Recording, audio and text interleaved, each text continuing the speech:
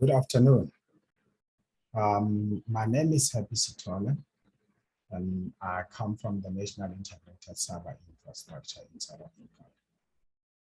The topic of my presentation is the development of cyber infrastructure in Africa integrated with large-scale science projects. The motivation for this is that in many times now we see that the data-driven decision-making becomes important and adopted by many. However, we see that this decision-making depends on the availability of quality data and also the knowledge to manipulate the data. And in most cases, the limitation becomes the infrastructure, where people need to store, process, and transport this data. And our view is that an integrated system that allows that seamless access and processing of the data is very important.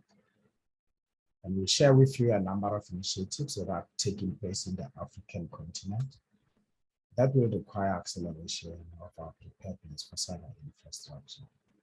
Some of them, for an example, the African Open Science Platform, the Square Kilometer Array Experiment, the Regional Climate Modeling, and bioinformatics. We have got an approach in South Africa where we're looking at integrating the cyber infrastructure. And for this, we have identified these 5 key strategic objectives. That the first thing is that we need to have world-class infrastructure, but at the same time have a way to enable and promote science, but support large-scale science projects, for example, in our case, SKA, CERN, and continuously looking at the leadership and providing thought leadership in that. And most importantly, we need to develop the human capital that will be able to sustain this infrastructure. I look here for an example in this development in South Africa. Have got the first part of this being on the broadband access. And we can see that all over the country we have got broadband. This is a 100 gig all over the country.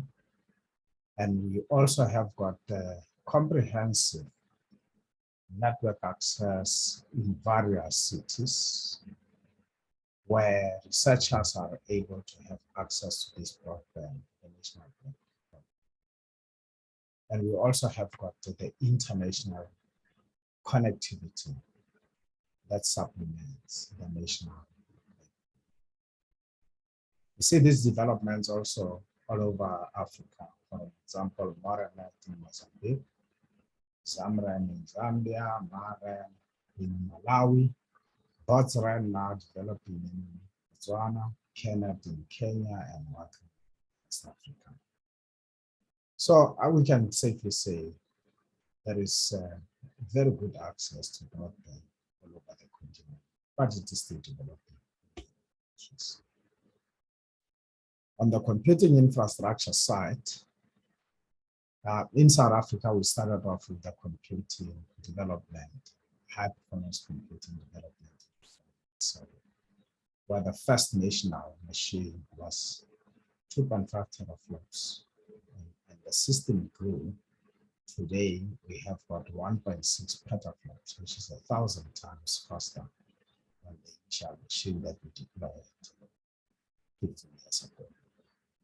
And we also saw some developments also in the other parts of the continent, like Morocco here, installed the largest system in 2021, that is called Togal, and this is named after the largest mountain in Morocco. The system in South Africa obviously is named after the fastest animal, which is the now, or cheetah for the fatherland. Now let's look at this, and before I go into this science projects, just to give you an example of the square kilometer array. And the square kilometer array in this case, being driven by South Africa, hosted in 75% of it hosted in South Africa, 25% in Australia. But the hosting in Africa is based on 8 other partner countries, which mainly are in SADC, and we have that also in Kenya and in the islands, Madagascar and Mauritius. So this will be the largest telescope with very precise observations that the world is looking at.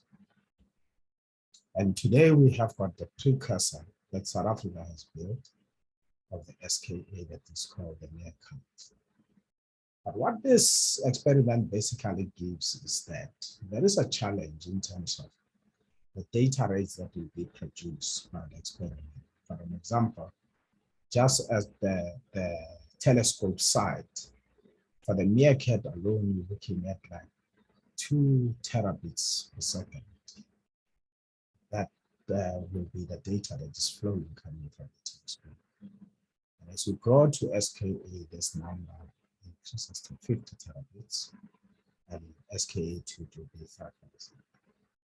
And for the science data processor, which is now the data that is coming to the scientist for processing, you're looking at 0.7 terabits now for meerkat. This is going to grow to 500 terabits per second. And at the same time, data that's required to be archived, we're looking at the rates of 20 gigs per second.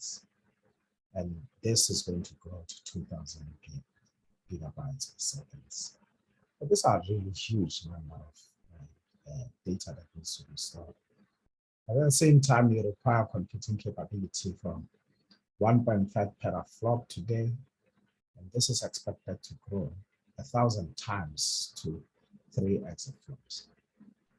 So when we look at this problem, it means that one has to think about how do you grow the computing? How do you grow your network to be able to handle these data rates? And at the same time, how do you grow your infrastructure to be able to store this data? So in overall, how do you grow your cyber infrastructure? So for this, we have got some developments that have been taking place. Obviously in South Africa, we have been investing in the infrastructure. We have been investing in the skills and also on the research programs that can be able to be used in this infrastructure, so that we make sure that we don't build this infrastructure and we don't have the complementary science projects that go with this. So besides astronomy, there has been a number of other programs that have been. But we also have been looking at the development of high-performance computing in SADC countries also. For the SADC cyber infrastructure framework that has been signed by the Ministers of Science and Technology and Education in SADC in 2012. Now it's been 10 years, and we'll share some of the developments. And lastly, we have got a program that is developing the HPC and big data initiatives in the SKA countries. Also in this program, we are looking at infrastructure skills, strategy, and we want to really demonstrate the value to the partner countries that even before the SKA is rolled out, there are some benefits that the countries can look at.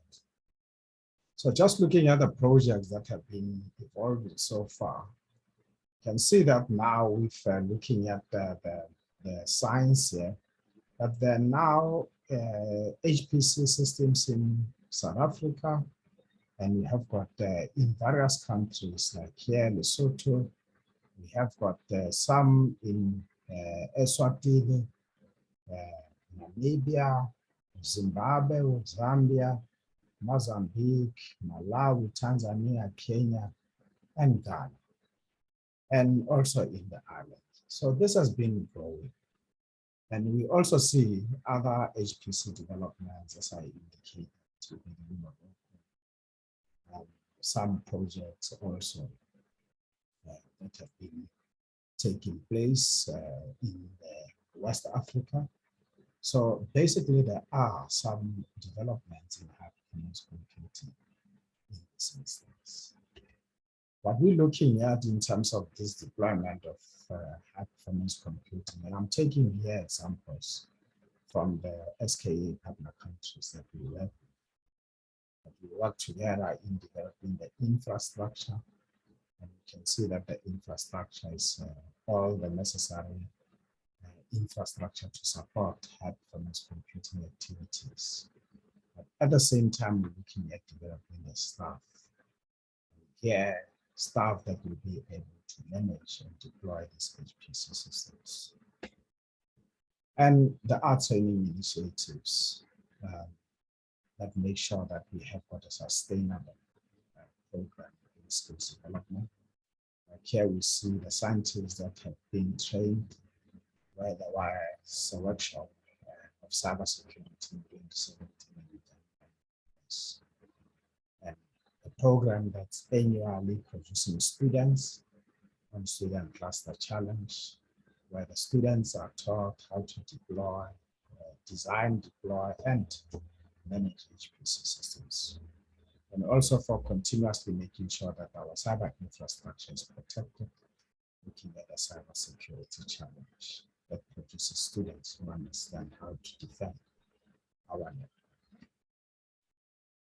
We also want to look at another project, which is looking at how do we integrate the infrastructure in the continent. This is the African Open Science Platform. This is a program which was launched in December 2018 to put African scientists at the cutting edge. And again, we see that the building blocks here is federated cyber infrastructure, build policies, and support the open science. Also, we encourage network of excellence in open science to support the scientists in using the data resources. And this program now being launched, and we're already looking at it. Some of the things that, of course, have been looked as enablers there. It's a federated network of computing facilities and services, software, but also from the applications on data science and AI, for an example, for data analytics, and various application programs like your health, biosphere, agriculture, and but again, education, skills, and data information is very important, and continuous interactions in terms of dialogue for access to this infrastructure. This just shows you the map of current activities, and you can see from this map that there are activities all over the continent. This coming from either the ABN program or the African Open Science Platform, and various countries being engaged in developing the. So, Chair, with this, I'd like to thank you for this opportunity, and I hope that I managed to share with you that there's a lot happening in the continent. We can still be able to invest more, fast track this, but gradually we are getting ready to be able to position ourselves to support large science projects, and our cyber infrastructure is evolving and growing. And that, I'd like to thank you all for listening to me, and I will be ready to take questions if there are any.